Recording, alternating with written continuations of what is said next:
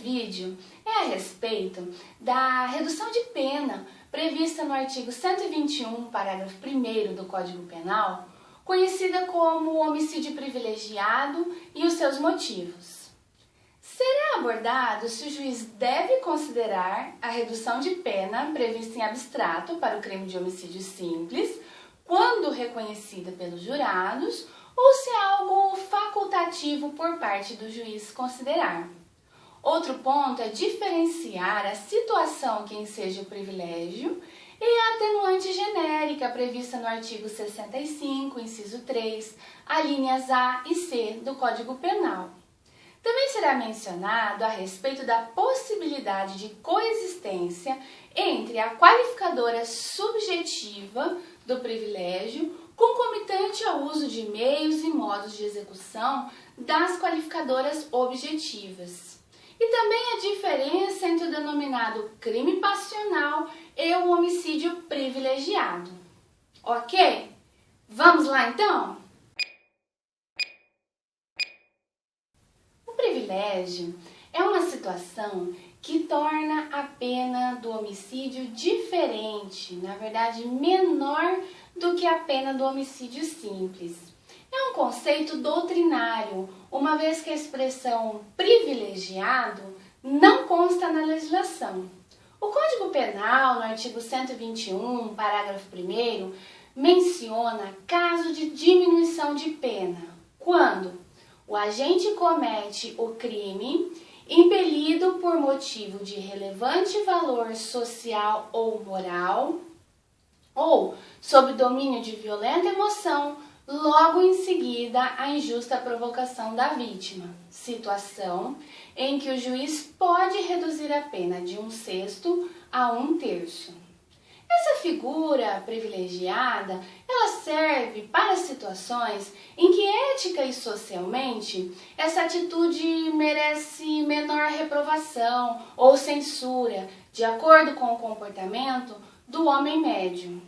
O estado de ânimo referente ao domínio de violenta emoção, logo em seguida à injusta provocação da vítima, significa que a pessoa ficou cega, enlouquecida, dominada diante de uma provocação por ato injusto da vítima que despertou ira, descontrole emocional. O juiz, na verdade, ele deve reduzir a pena de 1/6 a 1/3. Temos que lembrar aqui que o homicídio doloso é de competência do tribunal do júri e quem decide a respeito do privilégio não é o juiz, mas sim os jurados. Presente o privilégio, ou seja, se os jurados reconhecerem o privilégio, a decisão desses jurados é soberana e o juiz é obrigado a respeitar e a considerar essa condição. Não é algo facultativo. O juiz pode sim atuar dentro dos limites da redução de 1/3 a 1/6, de acordo com aquilo que ele considera razoável para o caso concreto. Ok até aqui? Vamos em frente. Gente, mas qual pena que vai ter a redução? A pena do homicídio simples, que já é de 6 a 20 anos. Então, temos o seguinte, no caso de pena mínima de 6 anos, reduzida de 1/6, temos 1 ano. Se essa pena mínima de 6 anos for reduzida em 1/3, temos 2 anos. Se essa pena máxima de 20 anos, ela for reduzida de 1/6, nós temos 3 anos. E se a pena máxima de 20 anos for reduzida em 1/3, nós temos 6 anos. Mas em que condições pode ficar configurada esta modalidade? Vamos então agora para o artigo 121, parágrafo 1º, para analisar cada um desses motivos. Bom, então temos lá, impelido por motivo de relevante valor social. Diz respeito a interesses que envolvem a coletividade. Exemplo, matar o traidor da pátria, um perigoso marginal que apavora a comunidade, um político corrupto que ficou impune. Enfim, isso é relevante valor social. Temos lá também impelido por relevante valor moral. Aqui já não é interesse coletivo, mas sim um interesse pessoal do agente. Algo muito importante, de elevada qualidade, lealdade, por exemplo, amor materno, amor paterno, aqueles aprovados pela moralidade média, considerados nobres, altruístas. Exemplo, matar um traficante que viciou o filho, matar o estuprador da filha. Situações que envolvem eutanásia, tá? No sentido de praticar a eutanásia para libertar alguém de sofrimento, é muito polêmica e será abordada na sequência. Bom, a eutanásia, no sentido de antecipar a morte, abreviar, encurtar a vida de forma ativa ou passiva de alguém que tem a condição de doença grave ou incurável, é homicídio, e se vai ser privilegiado ou não, isso tudo vai depender do caso concreto. A forma ativa de ministrar o veneno ou a forma passiva de entregar o veneno para que o paciente o ministre em si próprio continuam sendo eutanásia, continuam sendo homicídio.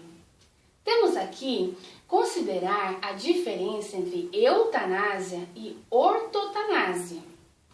Ortotanásia significa que nos casos de pacientes em estado terminal, quando o processo de morte já se iniciou no corpo dessa pessoa, já se instaurou, não prolongar artificialmente a vida com tratamentos inúteis que não vão curar e sim trazer dor e muito sofrimento para o paciente.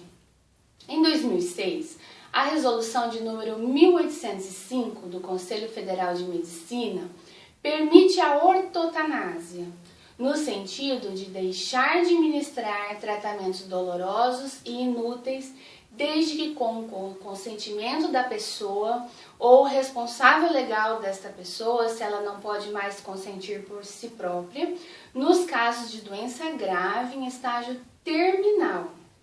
Nesses casos, então, essa ortotanásia não é homicídio sequer privilegiado, uma vez que o dever do médico é de cuidar. E a atitude de deixar de prolongar a vida por meios artificiais acontece quando não há mais nada que possa ser feito para reverter o quadro de morte da pessoa.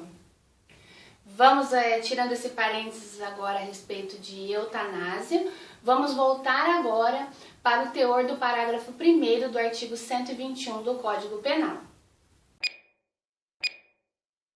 Sob domínio de violenta emoção, logo em seguida a injusta provocação da vítima. Gente, o que é emoção? Emoção é aflorar, exasperar um sentimento, seja ele de amor, de ódio, de rancor. Se o agente está dominado, fortemente envolvido pela violenta, forte, intensa emoção, justamente porque foi antes provocado injustamente, sem uma razão, sem um motivo plausível, pode significar, como uma decorrência lógica, a perda do autocontrole que muitos têm quando sofrem qualquer tipo de agressão injusta. Podemos seguir em frente? Vamos lá então. A atenuante genérica, ela não fala em domínio, somente em influência. Então ela é mais fraca e exerce menor poder de diminuir a pena. Tudo pode ser resumido nas palavras domínio, do artigo 121, parágrafo 1º do Código Penal, e influência da atenuante genérica do artigo 65, também do Código Penal. Assim, esse artigo 65, dentre outros, menciona que são circunstâncias que sempre atenuam a pena: ter o agente cometido o crime por motivo de relevante valor moral ou social, e também cometido crime sob coação a que podia resistir ou em cumprimento de ordem de autoridade superior, e nesse mesmo pedaço ele fala sobre influência de violenta emoção provocada por ato injusto da vítima. Não existe nenhuma tabela para estabelecer a relação temporal do ato injusto a ser aplicada para o privilégio ou para a atenuante genérica. As particularidades do caso concreto devem ser analisadas caso a caso. O privilégio, ele é subjetivo, ou seja, relevante valor social, moral, injusta provocação. E as qualificadoras, para incidirem concomitantemente com o privilégio, elas somente podem ser de ordem objetiva, ou seja, aquelas previstas no artigo 121, parágrafo 2º, incisos 3 e 4 do Código Penal, como, por exemplo, veneno, fogo, emboscada, recurso que dificulte ou impossibilite a defesa da vítima. Logo, homicídio privilegiado e qualificado só é possível quando a qualificadora for de ordem objetiva, uma vez que privilégio ele é sempre de ordem subjetiva. A jurisprudência ela é pacífica no sentido de que as circunstâncias consideradas subjetivas referente à motivação devem preponderar sobre as objetivas. Reconhecido o privilégio pelos jurados, as qualificadoras não são votadas. Logo, também não há de se falar em homicídio privilegiado e qualificado como um crime hediondo. Podemos seguir? Para responder à pergunta a respeito da possibilidade ou não do vulgo crime passional ser um homicídio privilegiado, é interessante considerar que o termo passional ele não consta na legislação. Crime passional não é necessariamente privilegiado. Somente vai ser se o autor estiver sob domínio, gente, sublinha lá a palavra domínio, de violenta emoção, logo em seguida, logo após, há uma injusta, sublinha lá o injusta também, uma injusta provocação da vítima. Exemplo, o homem não suporta ser abandonado pela mulher e mata ela. É passional, gente? Não. Quem ama não mata. É privilegiado? Não, pois não teve nenhuma injusta provocação da vítima. É injusto terminar com alguém? Não. Para configurar o privilégio, a vítima deve ter se comportado de forma injusta no sentido laico, popular mesmo, do injusto da palavra. A vítima não necessariamente precisa ter praticado um crime contra o réu, mas sim um ato injusto, por exemplo, traição ou algo nesse sentido. Ok até aqui? Bom, gente, estamos chegando ao final de mais um vídeo. Tudo certo até aqui? Alguma dúvida a respeito de homicídio privilegiado? Bom, se tiver, só deixar aí nos comentários que assim que possível eu respondo. Espero que esse vídeo tenha sido útil para vocês de alguma forma. Inscrevam-se no canal, fiquem à vontade para fazer comentários, perguntas, assistam os outros vídeos e não se esqueçam de clicar em curtir, compartilhar, caso realmente tenham gostado e aproveitado o material aqui deste vídeo. Até a próxima!